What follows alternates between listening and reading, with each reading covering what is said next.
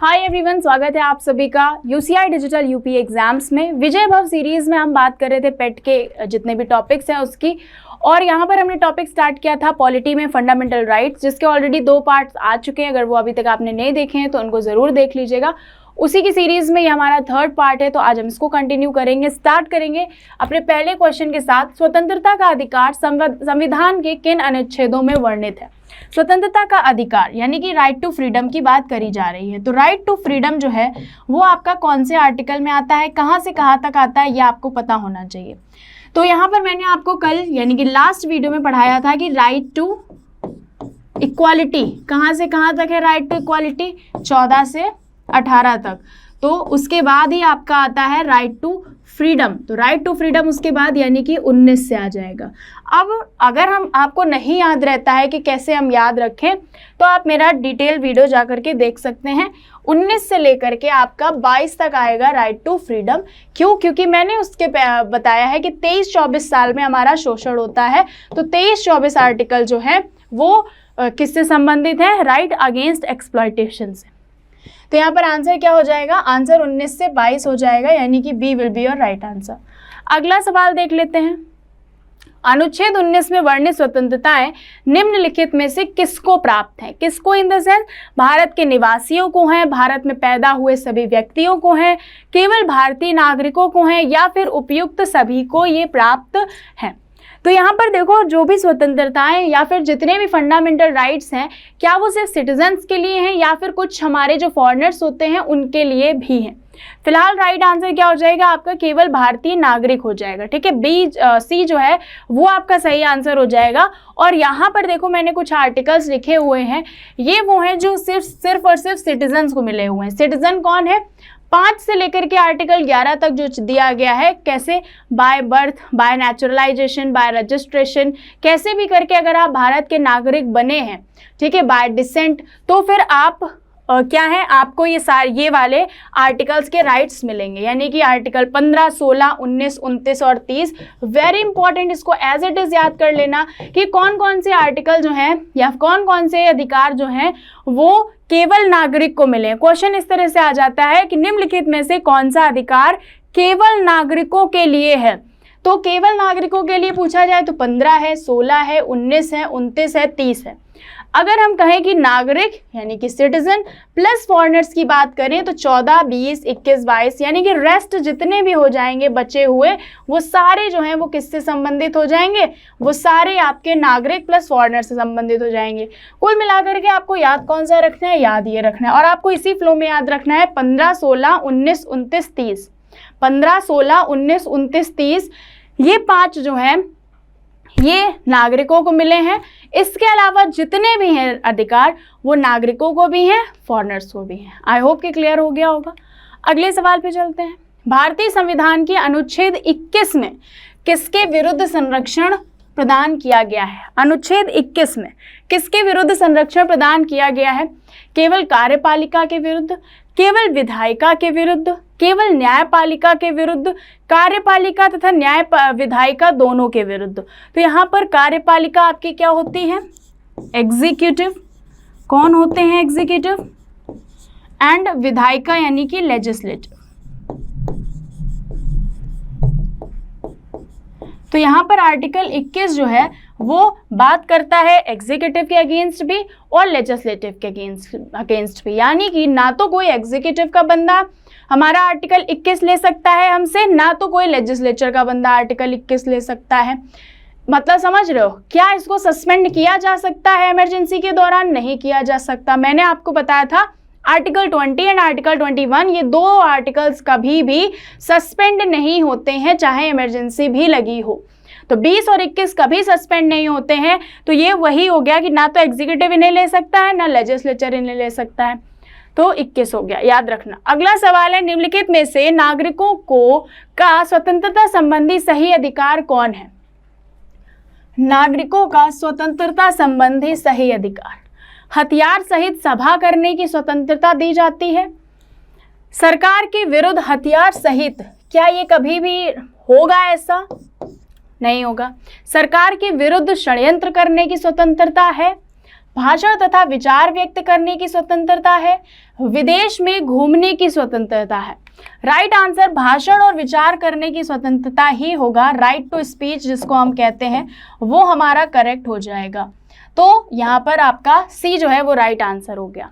Press की स्वतंत्रता किस अधिकार में निहित है?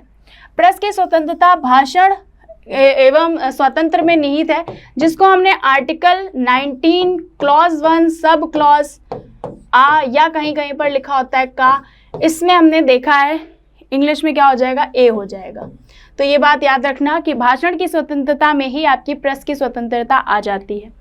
अगला सवाल है, निम्नलिखित में से कौन सा मौलिक अधिकार नहीं है? बोलने का अधिकार, व्यवसाय का अधिकार, हड़ताल पर जाने का अधिकार या धर्म का अधिकार? हमें ये सारे अधिकार हैं, लेकिन हमें हड़ताल पर जाने का अधिकार नहीं है। राइट टू स्ट्राइक, इसको इंग्लिश में क्या कहेंगे, राइट टू स्ट्राइक, ये हमें नहीं दिया गया है, इसलिए हमारा ये जो है ऑप्शन गलत हो जाएगा। अगला सवाल है, भारतीय संविधान का कौन सा अनुच्छेद व्यक्ति के विदेश यात्रा के अधिकार को संरक्षण प्रदान करता है? विदेश यात्रा को कौन संरक्षण? आर्टिकल 21, ठीक है। शायद इससे रिलेटेड केस है मेनका गांधी केस, तो ये भी याद रख सकते हो। अगला सवाल है, निम्न वक्तव्यों पर ध्यान दीजिए। किसी को राष्ट्रगीत गाने के लिए बाध्य नहीं किया जा सकता। क्यों? क्योंकि इससे वाक स्वतंत्र और अभिव्यक्ति के अधिकार का उल्लंघन होगा, यानी कि व्यक्ति की बोलने और उसकी जो स्वतंत्रता है राइट टू स्पीच, उसका उल्लंघन हो जाएगा। इससे अंतःकरण और धर्म के अबाध रूप से आचरण को प्रचार करने के स्वतंत्रता के अधिकार का उल्लंघन होगा, यानी कि उनका अंतःकरण इसको स्वीकार नहीं करता है कि हम इस धर्म के शब्दों को उच्चारित करें, ये होगा। या फिर राष्ट्रीय गीत गाने के लिए किसी को बाध्य करने वाला कोई विधिक उपबंध नहीं है। थर्ड, क्या सही लग रहा है? सही इसमें से सिर्फ और सिर्फ 1 और 2 होगा, क्योंकि हम राष्ट्रगीत को गाने के लिए बाध्य कर सकते हैं, ऐसा विधिक उपबंध भी है। और यहाँ पर जो पहला दूसरा है ये दोनों बिल्कुल सही हैं। तो ये बात आप याद कर लीजिए कि आपका अगर आप कोई राष्ट्रगान नहीं गाना चाहता है तो ये उसकी स्वतंत्रता है, वो नहीं गाए, ठीक है। जैसे अभी क्या हो गया था कि सभी सिनेमा घरों में मूवी स्टार्ट होने से पहले क्या होगा, नेशनल एंथम होगा, स्कूल्स में होगा, कोचिंग्स में होगा। तो कई अलग धर्म के लोग या फिर बेसिकली जो होते हैं मुसलमान, वो नहीं कहते हैं कि हम इसको नहीं गाएंगे क्योंकि इसमें कुछ हिंदी या हिंदू लोगों के शब्द आते हैं धर्म के। तो ये उनके ऊपर डिपेंड करता है, उनकी स्वतंत्रता के ऊपर। अगला सवाल है, निम्न में से किन्हें सर्वोच्च न्यायालय ने मौलिक अधिकार के रूप में मान्यता दी है? सर्वोच्च न्यायालय ने मौलिक अधिकार, आवास का अधिकार यानी कि रहने का, विदेश यात्रा का अधिकार, समान कार्य के लिए समान वेतन का अधिकार। तो इसमें से मौलिक अधिकार क्या है? फर्स्ट एंड सेकेंड ही लग रहा है मुझे, ठीक है। समान कार्य के लिए समान वेतन, ये आपका कब, जब आप 14, 15 और 16 ये सब मिला करके पढ़ेंगे तो ये भी आपका उसमें शामिल हो जाएगा, जो हमने पीछे किए हैं क्वेश्चंस, जिसमें हम कह रहे थे कि समाजवाद किससे पता चलता है, ठीक है। तो राइट आंसर आपका क्या हो जाएगा, 1, 2 एंड 3 डी। अगला सवाल है, भारतीय स्वतंत्रता में प्रदत्त स्वतंत्रता का अधिकार के संबंध में निम्नलिखित में से कौन सा सत्य नहीं है? भाषण व व्यक्ति की अबाधित स्वतंत्रता, यानी कि आप कुछ भी बोलो, आपको रोका नहीं जाएगा, क्या ये सही है? संघ बनाने की स्वतंत्रता है, भ्रमण करने की स्वतंत्रता है, इनमें से कोई नहीं, ये तो होगा नहीं, क्योंकि हमें अबाधित स्वतंत्रता नहीं है, ये बाधित स्वतंत्रता है, ठीक है। अगर इसमें से आ हटा दें तो फिर ये ऑप्शन सही हो जाएगा। बाधित स्वतंत्रता का मतलब कि ऐसा नहीं कि हम कुछ भी बोल सकते हैं। अगर आपने किसी को ऐसा कुछ कहा है या फिर देश के बारे में या फिर कोई भी ऐसा कमेंट कर दिया है जिससे देश की सिक्योरिटी, सॉवरेनिटी और इंटीग्रिटी, यूनिटी, इन पे फर्क पड़ रहा है, इनको आहत करते हुए कोई शब्द आपने कहे हैं, तो फिर आप को ज़रूर टोका जाएगा, रोका जाएगा, अरेस्ट भी किया जाएगा। नुपुर शर्मा वाला केस सबको पता होगा, तो अब इससे ज़्यादा समझाने की ज़रूरत नहीं है, तो ये याद रखिएगा। अभी रिसेंटली तेलंगाना के सीएम या गवर्नर ने, कुछ सीएम ने शायद कह दिया है, क्या नाम है उनका, मुझे अभी पटेल राम ऐसे करके, तो उनका भी अगर आपको पता हो कि उन्होंने मुसलमान जो उसका शो हुआ मुनव्वर का, उसके बाद उन्होंने जिस तरह का बयान दिया उससे काफ़ी जनता भड़क गई।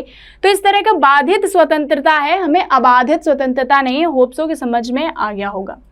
अगला सवाल है, मौलिक अधिकारों के अंतर्गत कौन सा अनुच्छेद बच्चों के शोषण से संबंधित है? अभी कुछ टाइम पहले ही मैंने आपसे कहा था 23-24 जो है वो शोषण के विरुद्ध अधिकार है, तो बच्चों का शोषण जो है वो 24 में दिया गया है। अगला कह रहा है, भारत के स्वतंत्र संविधान के अंतर्गत किस आयु के बालक को किसी खान अथवा अन्य संकटमय सेवा में लगाए जाने का प्रतिषेध किया गया है? 14 से कम, 16 से कम, 18 से कम, 21 से कम। राइट आंसर 14 से कम वर्ष के बालक कहीं भी किसी भी खान वगैरह में काम नहीं करेंगे, याद रखिएगा। अगला सवाल है, भारतीय संविधान के अनुसार किसी भी व्यक्ति को जब गिरफ्तार कर लिया जाता है या बंदी बना लिया जाता है तो सबसे नज़दीकी मजिस्ट्रेट के समक्ष उपस्थित करना होता है 24 घंटे के अंदर।